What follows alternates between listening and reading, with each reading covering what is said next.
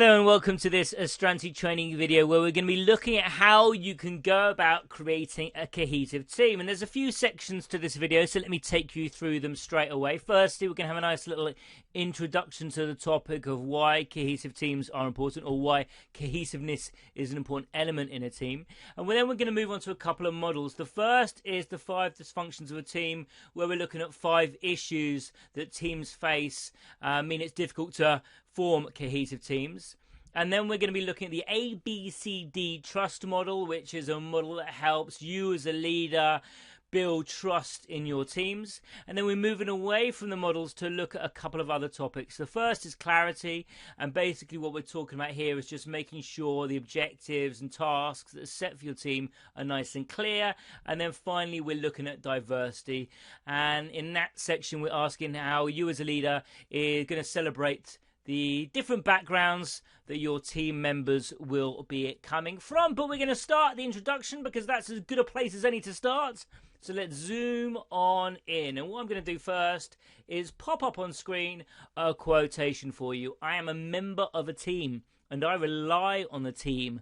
I defer to it and sacrifice for it, because the team, not the individual, is the ultimate champion. Now, that quotation comes from Mia Hamm. And for those of you that don't know, Mia Hamm is one of the greatest women's football players of all time. She's a 2-time Olympic gold medalist and a 2-time FIFA Women's World Cup champion as well. And what it really speaks of is her belief in the strength of a team. And of course, in football, every member of the team has to work together well if that team is to win the match it's playing. So, for example, you've got stars of a football team, for sure. You've got the strikers that score goal after goal after goal. But, of course, it's the team that helps contribute to that goal scoring. It's the team members that help set up those goals. It's the defence and the goalkeepers that stop the other team from scoring. So you can see it's really important that footballers work together well as a team. The team needs to have a strong cohesion if it is to win football matches. And just like in football, in business, team cohesion is important if you want to achieve goals. Now, in this context, team cohesion is when every member works together in order for that team to achieve a shared goal and achieve their maximum potential. Now, in business organizations, there are directors instead of coaches and sales teams instead of strikers. But every department needs to work together well if there is to be success for the organization. Now, for you as a leader, making your team more cohesive can have a lot of benefits. So let's have a look at those now before we move on to our models. The first is improved relationships and satisfaction. So if a team doesn't have good cohesion, then that could mean that individual team members can have conflict with one another because they're frustrated or struggling to understand the other individual's intentions and perspectives. So cohesion improves relationships and makes it a much happier place for people to work. The second benefit for a team is improved performance and efficiency. So just imagine we've got a team that's got no cohesion. Well, that might mean that individuals start repeating work that other people have already completed, or beginning work that actually has no relevance to your team's objectives whatsoever. And so another aspect of this video, in the clarity section, is we're going to tell you how that you can set clear goals and set clear structures to reduce inefficiency in your team and improve quality.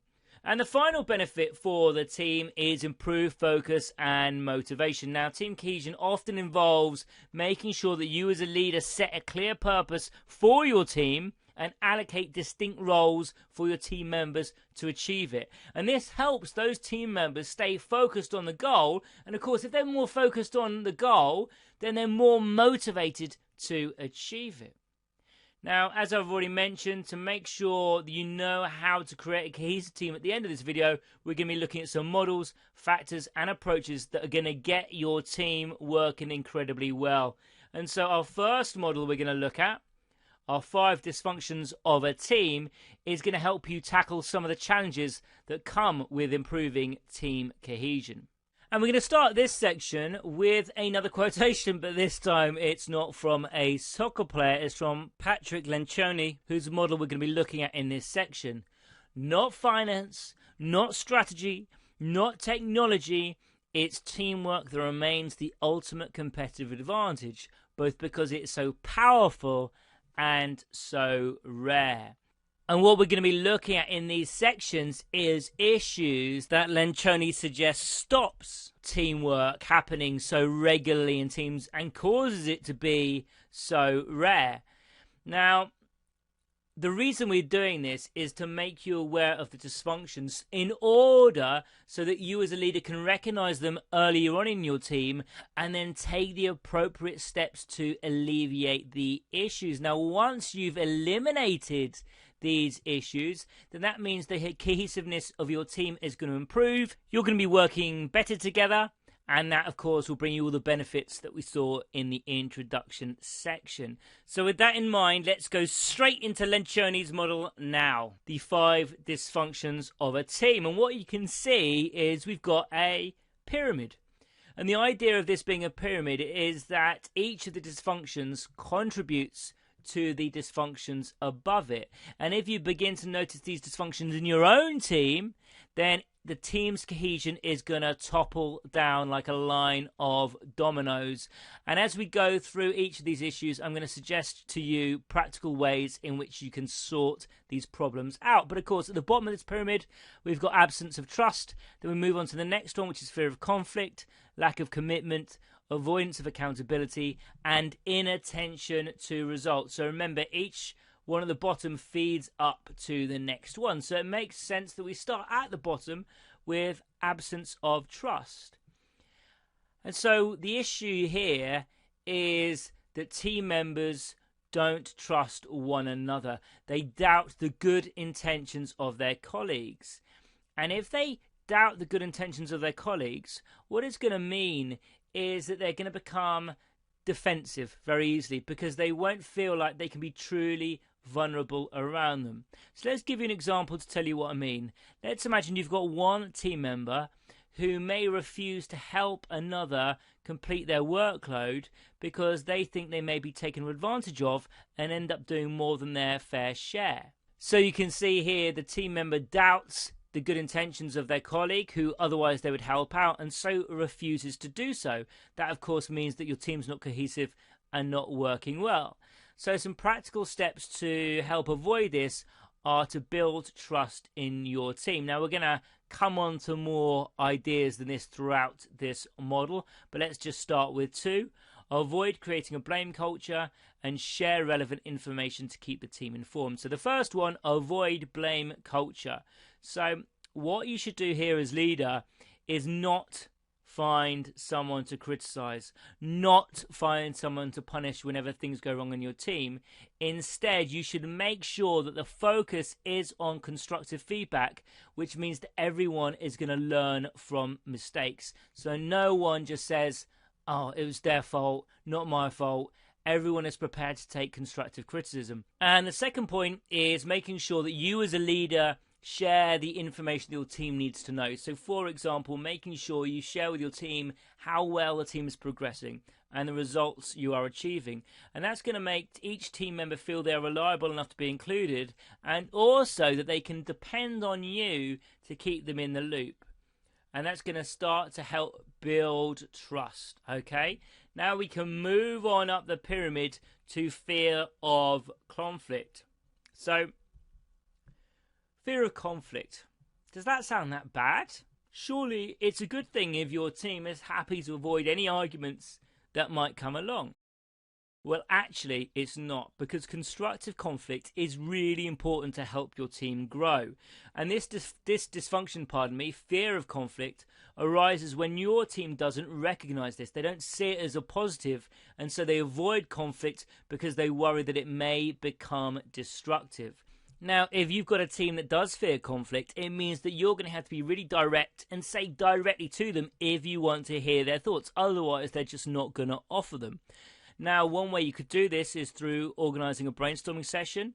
But the problem with this is if you've got a team that fears conflict, then they might not be that open to sharing their thoughts, their opinions, their ideas in a brainstorming session. And so there can be ways to avoid this. Firstly, you could create a framework for constructive criticism. So one popular way of doing this is something called the sandwich method, and that involves putting a constructive criticism in between two positive comments. So the criticism is sandwiched between the two positive comments.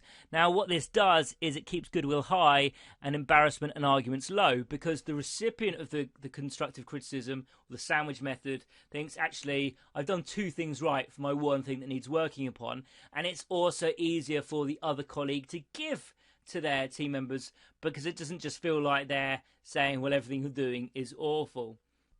Okay, the second way to avoid this is for you to keep your opinions until last. So imagine you're in a brainstorming session and you give all your ideas and opinions first off. Well, you're the leader, you're the manager, and so uncertain employees are likely just to agree with everything you say. So what you should do is make sure that you hear from the rest of the team before you start to contribute to the conversation, because that will make for a much more honest and easy conversation for your team members. The next way you can avoid this is by providing a topic and sticking to it. So if team members begin talking about something that's not on topic, or perhaps begin to make a conflict or argument personal, then what you should do as leader is just guide them back to the original topic, keep them focused. And then finally, you as a leader should make sure that everyone participates. So asking any domineering or dominating employees to put an idea on pause or tell you after the session may mean that there's an opportunity for more quiet team members to actually get involved in the conversation. And any shy members of the team just may have to be asked directly to give their opinions. They may not feel comfortable just offering them. So you should really be aware of what your team members are like. Okay, so that is fear of conflict and how to avoid it. We're again moving up the pyramid to a lack of commitment. And this is a lack of commitment from your team members. So let's imagine you've got team members who don't contribute to ideas and plans during any kind of debates, or have faith in their team's abilities. Then they may fail to commit to the team and only agree to any decisions on a superficial level. So what can you do as a leader to prevent this? Well, firstly, you've got to communicate compellingly. Now, this is all about making sure that when you're talking about the plan, you discuss it really persuasively. So you try and get buy-in from your team members. You try to get them really involved and engaged in it. Now, we've got a video where we talk about compelling communication in this series, and basically you're just trying to motivate and inspire the employee, in this instance, to commit. And the second point is making individual action plans. And so not only are you going to provide an opportunity for staff to engage with the plan through critiques or questions, you can also individually assign them tasks and goals that they're specifically going to carry out. And this can help get them more involved in the decisions and get them more engaged with your plan and avoid this lack of commitment. Okay, so let's move on up the pyramid. We're almost at the summit, and our next issue is avoidance of accountability. Now, I'm sure we've all been in teams where we've heard someone say, look, that's just not my job or not my problem. And that's when staff are simply being unaccountable for their actions. Perhaps they just didn't believe in the tasks that have now facing problems. They may even try and say, actually, the issues are a result of another team member's poor performance or poor behaviour. Now, as well as addressing the previous dysfunctions in the list, you can encourage your team to be accountable by setting an example, by leading by example. Now, we do have a video in this video series on leading by example. I'm basically just saying, what if you show as a leader that you are accountable for your actions, then your team members are likely to copy that behaviour. So how may you actually set an example? Well, firstly, you could own up to your mistakes, and then your team can see that you do that, that you're happy to admit your failings, and so they learn from that behaviour. You could address tough topics head on. So maybe if there's any major issues, you could try and resolve them really early and see if someone is willing to be responsible for fixing them. And perhaps you can also encourage people in your team to try to tackle problems before they spiral out of control. And thirdly, it's really important that you celebrate wins, because then you're recognizing good performance. You're recognizing when people should take pride in their success, and by making people feel proud about what they're doing, it may encourage staff to believe in their work and then become more accountable. And then we move right to the top of the pyramid, which is inattention to results. Now, all the 4 issues we've just looked at, as I mentioned earlier on in this video, all lead up to this one. So all the 4 issues we've looked at lead up to the fact that team members simply just don't care about the team's results. Now at this point, team members become more interested in their own ego and satisfaction than the success of the team. Now if you as a team leader have reached this stage of dysfunction in your team, basically you've got to best address it by discovering the root cause of the dysfunction. Now, as I've mentioned, that could be, or that could include even, one of the previous dysfunctions that we've already covered. So, for example, it could be that your team simply doesn't trust one another, or your team avoids conflicts, or they lack commitment and accountability, and so they just don't care about the collective results. You're going to have to really dig deep into how your team is performing to try to sort this issue out. Now, the model works the other way too. And so this means that a trusting team that knows how to debate constructively and commit to a plan and be accountable isn't going to struggle to achieve results as a group. And so it's really important that you as a leader are conscious of all the potential dysfunctions that may occur within your team and regularly review how well you are managing and mitigating them. So there we go. That is the model that we have just looked at, 5 dysfunctions that teams struggle with. What we're going to do now is see how this model applies to finance.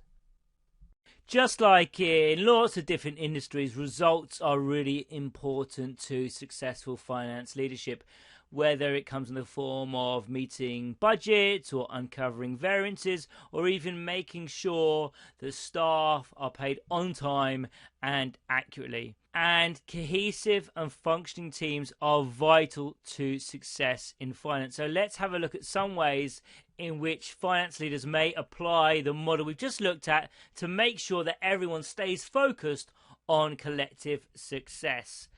So let's bring up the model again, and as before, we're going to start at the bottom, absence of trust. Now, absence of trust is a real problem for finance teams because trust is just so crucial for making sure that teams work together really effectively. But why is this especially important for finance teams? Well, firstly, we've got confidence as one of the reasons. It's really important that work is going to be completed when people say it's going to be completed in order to meet tight deadlines such as reporting deadlines or end of project deadlines.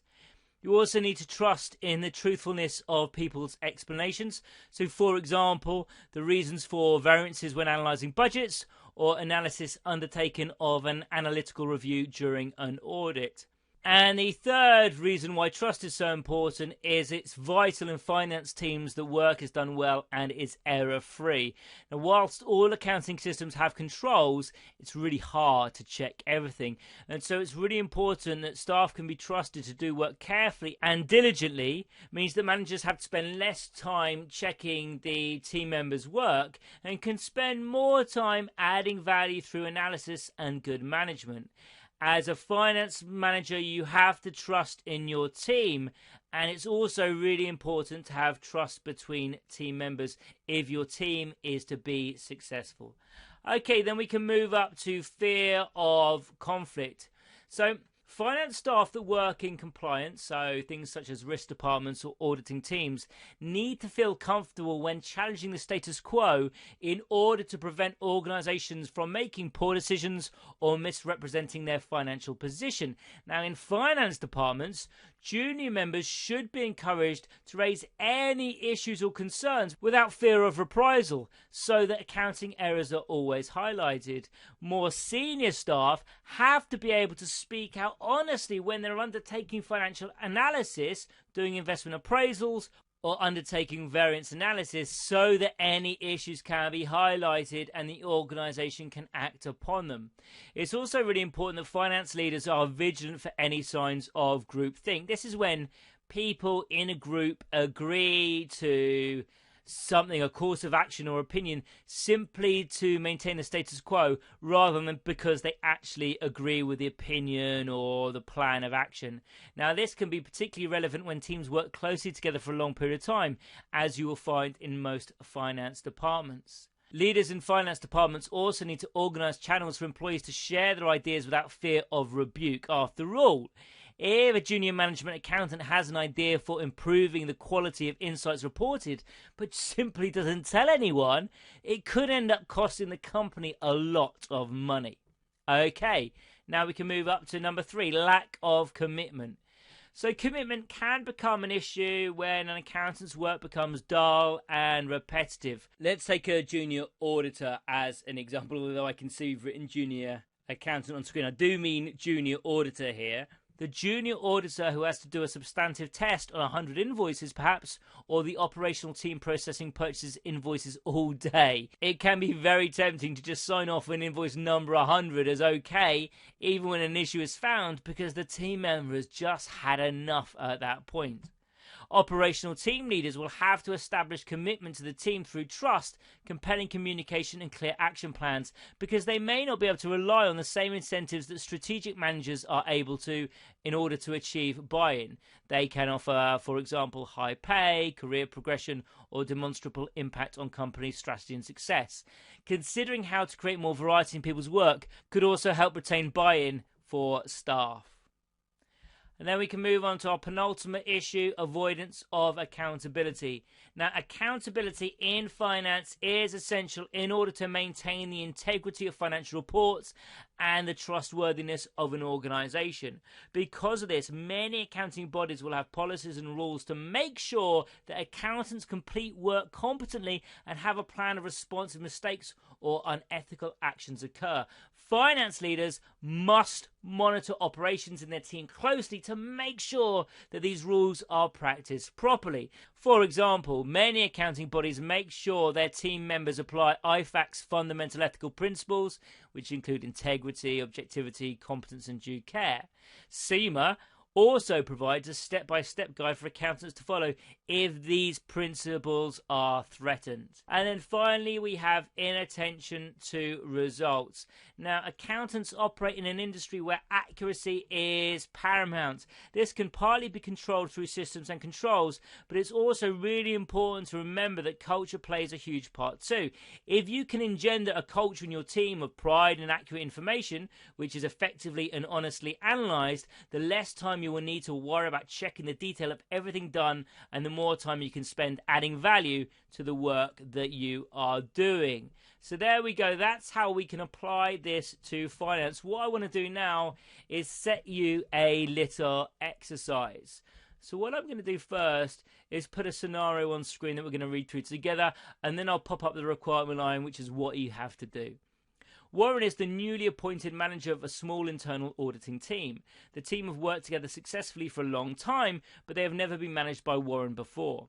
At the start of a new auditing project, Warren gathers the team to tell them that he believes they should switch from a risk-based approach, where resources are focused on report areas that are more likely to include misstatements, to a more substantive approach, where they will test a larger volume of transactions in less specific areas. The team agrees to implement Warren's approach.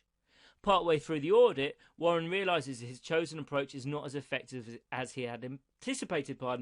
He gathers the audit team and criticises them for not working to a higher standard or flagging any problems with their way of working. The team becomes defensive, arguing that Warren never asked their opinion and that it was ultimately his fault if the project was damaged by the approach. Based on your knowledge of the 5 dysfunctions of a team, what would be the best actions for Warren to reduce dysfunction and improve cohesion in his team? Select all that apply. So that's the requirement line. That's what you're going to have to do. Now I'm going to pick put up on screen your options that you can pick from. You select all that apply, obviously. So possibly all 4 are correct. And then once I've read through these, I'm going to ask you to pause me, and hopefully you'll take the time to work through this exercise, rewind the video if you need to, and then come up with the reasons or the course of action Warren should follow. Number 1, Warren should organise a meeting to show the team where they went wrong and how they can improve in future. 2, Warren should ask the team for feedback on the project and what issues they had with his approach. 3, Warren should organise for the rest of the team to undergo team building training to strengthen trust between them. 4, Warren should assess his shortcomings and share this with the team, as well as explain how he will improve in future. So, take the time to go through this, pause me now and unpause me when you are ready. Okay, so hopefully you've taken the time to do the exercise. What we're going to do now is go through the correct options, which are option 2 and option 4. Now, Warren has problems because his team has dysfunctions at every level. Now, Warren is a new manager, and that means that his team may not trust him yet. And this could have stopped the team members from actually bringing up issues with Warren's approach when it was proposed, because they weren't really sure how Warren would react to criticism. Warren confirmed this concern by never asking for the team's input, so the team agreed to his plan with no real commitment to its success. This lack of trust, input or commitment led them to pin the blame on Warren when the approach began to fail. Unfortunately, Warren blamed them back, only further eroding their trust. So what does Warren need to do? Well, he needs to begin improving team cohesion by repairing the shaky foundations of trust within his team. Now, he can do this by sharing information on the situation with the team, promising to deliver on improvements, as well as asking for their feedback to make them feel valued. It's going to take time, but the team should learn that Warren can be trusted and is willing to involve them in the decision making. Now, there are 2 incorrect options, and they are option 1 and option 3. Now, it's Warren who has caused the lack of trust and commitment in his team, further blaming his team and just expecting them to improve instead of him isn't going to make the team any more functional and cohesive. Additionally, Warren's team had worked together successfully many times before without him. This means they're already likely to trust each other. As this is not the cause of the team's dysfunction, the training proposed isn't going to improve the situation. So there we go. There's our correct answers, options 2 and 4, and our incorrect options. Hopefully that's all made sense, but remember, this is your video. If you need to, pause it, rewind, go back through it again, make sure you're absolutely sure. Once you are sure, then it's time to carry on with a new exercise, and that is your workbook exercise. So what I want you to do is think about the model we've gone through in this section and answer the following questions. And what this is going to do is help take this from theory to something practical you can use in your team. So I really advise you in doing this. And just to help you out, we've also provided some further reading links under this video. So this is going to give you some more information, as well as slightly wider pool of information, as well as some references you can use in your assignment. So definitely check out the links. But for the time being, let's just zoom back to the main screen, and we can see that we've come to the end of our first model, which is 5 dysfunctions of a team. Okay, so back at the main screen, we can see that our next model is the ABCD trust model. We've just seen, haven't we, in the 5 dysfunctions of a team, that a lack of trust within a team can cause a lot of problems. And so what we're going to do with this ABCD trust model, is use it to understand and recognize and also help improve trust, not only in the team but also in you and your leadership. So let's bring up Ken Blanchard's ABCD trust model. Because what Ken Blanchard does in this model is break down the idea or the concept of trustworthiness into 4 key qualities. We've got able, believable, connected, and dependable. So able means being able to work competently and capably. Believable means that you demonstrate integrity. Connected is you show care for others. And dependable just means you live up to promises. You are dependable. What we're going to do now is look at ways that you could demonstrate each of these elements. And again, we'll go back to able. So you could be able if you or your team are always consistently delivering high quality results and are capable of suggesting innovative new ways to work or approach issues or to solve problems. And perhaps you're also regularly undergoing skill development. That could be coaching or mentoring or training. And of course, by doing this, you are just becoming more able. And finally, ability, or able I should say, means that you use your skill set to help others. Perhaps in this case, you would become the coach or the mentor. And then we can move down to believable. So how can you demonstrate integrity? Well, firstly, you may just admit when you're wrong or when you've made a mistake. And of course, that's instead of just blaming other people, which we saw in our previous model, of course. And it's just about being honest with your colleagues and making sure you're always acting with authenticity. Now, we've dedicated a whole video in this series to authenticity, so I definitely recommend you check that out. And you could also provide an environment of psychological safety where basically what we're saying here, create a team or an environment where your team members or staff know they can participate without fear of unfair criticism or being judged unfairly. And then we move on down to connected. So we're showing care for others here. So how could you demonstrate this? Well, firstly, you could use active listening, making sure that other people realize you are valuing what they're saying by fully concentrating on understanding and listening to what's being said as well as responding. Now, another way you can show care for others is by recognizing other people's achievements and also by rewarding people's achievements, because this means and makes staff feel valued. Perhaps you might just do a shout out at the beginning of an organization's team meeting so that you're praising your employees in front of the entire organization. Another way you can demonstrate care for others is making sure that you are being empathetic towards the people you work with, trying to see things through their eyes and recognizing what they're going through establishes a really strong connection between you and that member of staff. And again, we've got a section on a video where we talk about emotional intelligence, and that involves empathy. And then finally we come to dependable. Now we know that's just about being dependable, really. So how can you demonstrate being dependable? Well, quite easily. You can do what you say you're going to do. So you're not going to miss any deadlines. You're not going to break any promises. You are trustworthy because you will do what you say you are going to do. And that also means that you're going to set yourself targets that are ambitious but also achievable. Now, an acronym that might help you out when you are setting goals is SMART. So you should be setting goals that are specific, that are measurable, that are achievable, that are relevant and timely. Setting the right goal in the first place is half the battle. And finally, by making sure you're nice and organized, keeping your email inbox empty, for example, so that you can respond to people quickly and efficiently. They'll just know that you're there. You're responsive and dependable.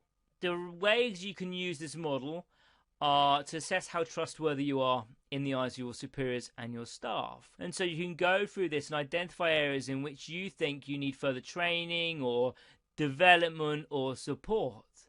And what you could also do is share this model with your team members and get them to assess themselves and you.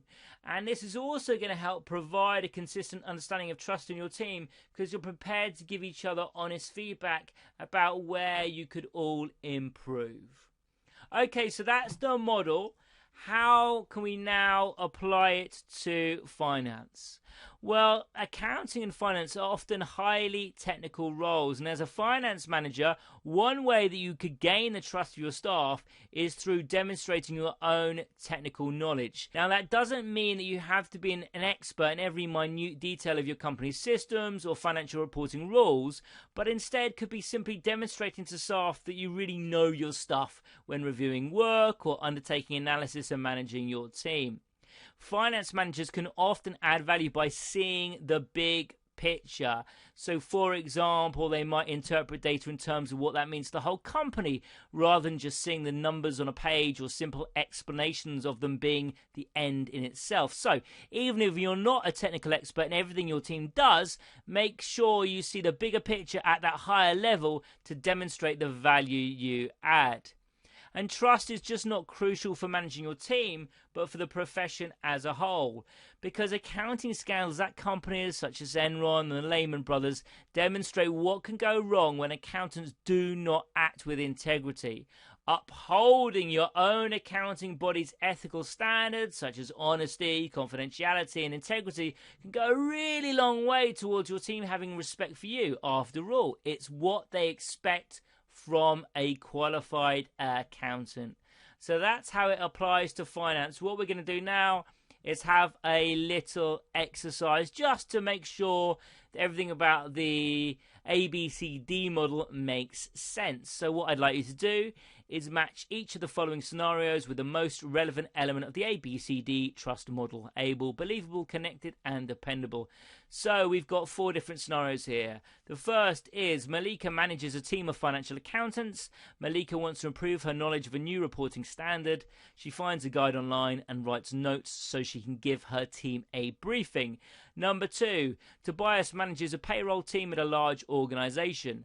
A junior member of the payroll team has recently achieved the lowest error count in the team, and Tobias plans to make a special announcement in the next meeting to celebrate this.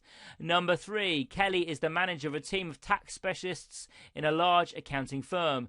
During busy periods, Kelly regularly volunteers to work additional hours to ensure that clients' tax returns are never filed late. And finally, we have Yvonne, who is a lead management accountant. She has recently realized that the yearly budget she agreed with the head of marketing has not accounted for the company's plans to diversify their product range. Yvonne immediately contacts the head of marketing and her superior to explain and rectify her mistake. So there we go. What I'd like you to do now is take the time, pause me, match the following scenarios, or match these scenarios I've just gone through, pardon me, with the appropriate element from the ABCD trust model. If you need to, rewind this section of the video, watch through it again, and then when you're ready, unpause me and we'll work through it together. Okay, so hopefully you've had the time to go through the exercise. Let's now work out what is the correct answer. And we're going to bring up our 4 characteristics, and we're going to start with able. And we've gone for Malika as being able because she is improving her own skill set and also undertaking training, which is going to allow her to pass on her skills to the financial accounting team. This shows how capable she is. Then we have connected for Tobias because it may reflect positively on Tobias's ability as a manager that his staff member is excelling, but the act of praising his team member means that Tobias is building trust by connecting with his team. And Kelly is dependable because she's putting in the extra hours to make sure that she meets the important deadlines. So she's making sure that she and her team don't miss a deadline and never fail to meet a commitment. This consistency is going to make Kelly seem far more reliable and dependable to her staff and to her clients, which means that Yvonne must be believable. And yes, and that's because she's showing integrity, because she's made a mistake and she's immediately admitting to it and then trying to resolve it as well. By doing this, she's building trust because she is being believable. So there we go. That's the exercise. I hope that all makes sense. But if not, take the time to rewind this section and go through it again. Once you have, feel free to undertake the exercise in your workbook. So what I'm going to do now is bring up a number of questions that all relate to the ABCT trust model and the work that you're doing in your team. And what I want you to do is take the time to work through these questions, because what it's going to mean is that you'll be able to immediately use the theory that you've just learned in your day-to-day life when you start your working week. So it's definitely worth doing. And just to help you out, we've also provided some further reading and links under this video. It's going to help with your knowledge on the subject, and it's also going to give you some extra references to use in your assignments. So definitely follow up on the further reading. But that is it for our second model of the video, the ABCD trust model. And we've come back to the main board, and we can see that we finished our models. And our final two sections are clarity and diversity, and we're going to start with clarity.